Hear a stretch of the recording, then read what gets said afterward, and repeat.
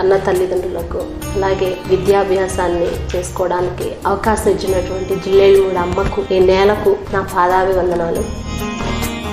మా నాన్నగారు ఈ సంస్థలో ఒక గార్డెనర్, తోటలో కూరలన్నీ పండించేవాళ్ళు. కాలేజీకి, సంస్థకి వాళ్ళందరికీ పండించి ఇచ్చేవాళ్ళు. ఆ సంస్థలో ఆ కాలేజీలో ఒక స్టూడెంట్ గా నేను కూడా మా నాన్నగారు పండించిన కూరగాయలే తిన్నాను. సంస్కృతం అంటే సంస్కరించబడేది, సంస్కారవంతులుగా చేసేదనేటువంటి సిద్ధాంతాన్ని నేను నమ్ముతున్నాను.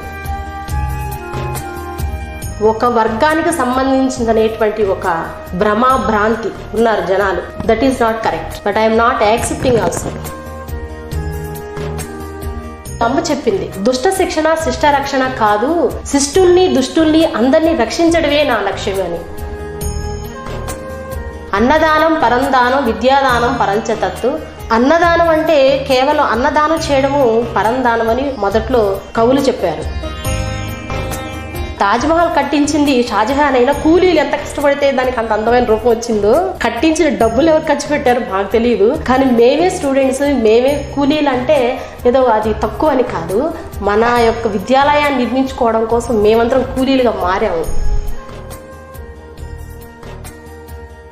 జాతస్య మృత్యుః ధ్రువం. పుట్టిన ప్రతి వాళ్ళు చనిపోతారు, కానీ తాతగారు పోతే పోయారు, కానీ తాతగారితో పాటు జ్ఞానం కూడా పోయిందని నిజంగా నేను కన్నీళ్ళు పెట్టుకున్నాను. అప్పుడు